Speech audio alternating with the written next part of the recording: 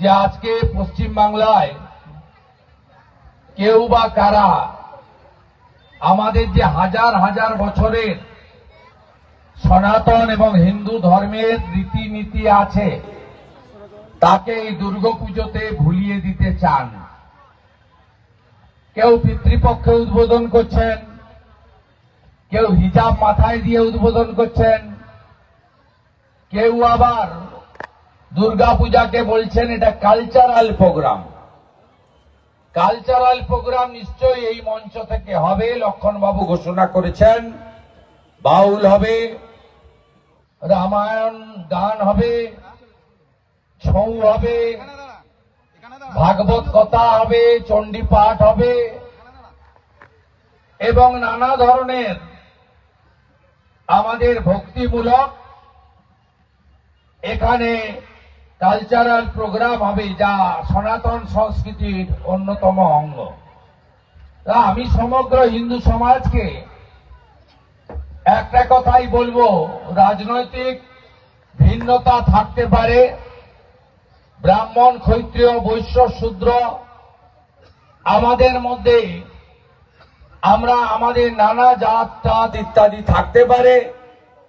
Ramakrishna mission, আমাদের ISKCON, বাবা লোকনাথ ব্রহ্মচারী, ঠাকুর অনুকূল চন্দ্র, ভারত সেবাশ্রম, গৌড়িয়া মঠ, নানা মত থাকতে পারে, কিন্তু আমরা সমস্ত সনাতন এবং হিন্দুরা যদি ঐক্যবদ্ধ না থাকি তাহলে আমাদের অবস্থা ক্রমেই বাংলাদেশের মতো হবে।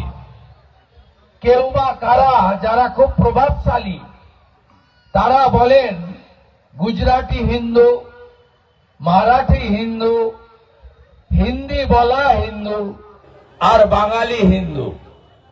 তারা কখনো বলেন না যে কেউ উর্দু বলে কেউ বাংলা বলে, এটা কখনো শুনবেন না।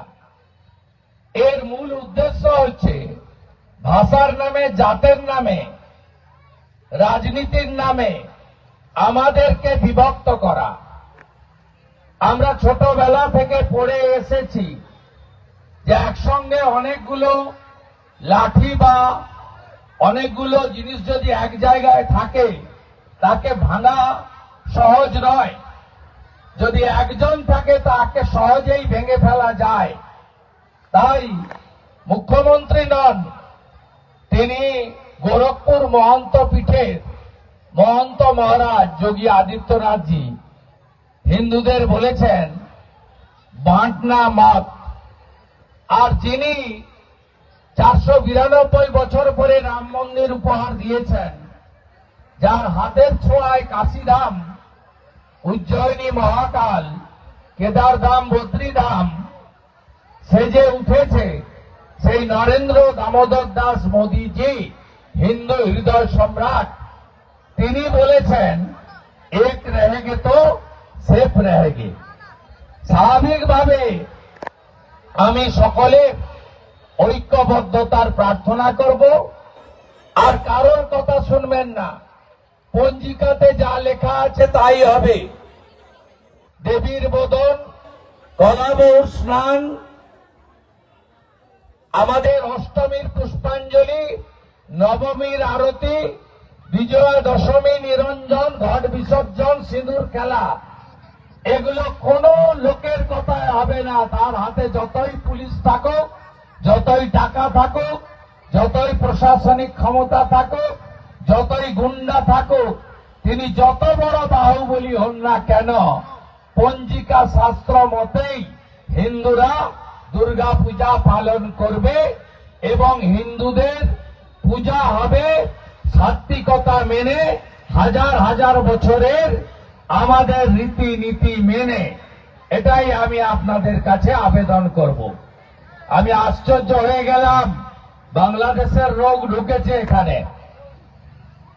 উত্তর 24 পরগনার রামনগর এমএলএ রফিকুর রহমান সাহেব, তিনি বলছেন যে পুজো প্যান্ডেলের যে মাইক টাইক গুলো আছে, সেটা উনি যে ধর্মে বিশ্বাস করেন সেই ধর্মীয় প্রতিষ্ঠানের কাছে উনাদের ধর্ম পালনের যে সময় এখন যেন না বাজে। আমি রফিকুর সাহেবকে এবং সরকারকে বলবো যে পঞ্জিকায় যে টাইম আছে সেই সময় ঘন্টা বাজবে, সেই সময় কাসর বাজবে, সেই সময় ঢাক বাজবে, সেই সময় মন্ত্র উচ্চারিত হবে। আপনার কথায় হবে না। বাংলাদেশে আপনারা যা করছেন আমরা এখানে সেটা করতে দেব না। भारतेर नाम हिंदुस्तान, हिंदुस्तान में वही राज करेगा जो हिंदू हित में काम करेगा। अगले दिन बंगाल में वही राज करेगा जो हिंदू हित में काम करेगा। तो कान खुले এটা শুনে রাখুন রফিকুর রহমান এবং তার মালিক।